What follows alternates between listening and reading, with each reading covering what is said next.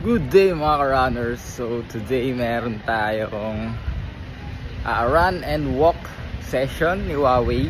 Need to walk at least 5 minutes from the start. Then saka tayo magra-run ng 5 sets. May break yun na 1 minute na walk ulit. So this is a very easy run lang. Parang more on recovery to and endurance training pa rin. No target base and no time limit. We just need 134 to 154 heart rate.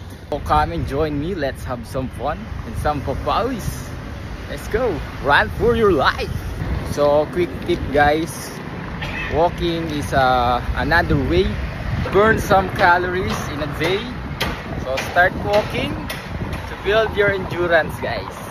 1K 829, 2K 704, 3K 721, 4K 706, K 745. So that's our run and walk session here again at BGZ Grounds. So natapos natin siya ng 39 minutes. So sumobra pa ako siguro mga 10 minutes dito. Sinakta natin ng 5K.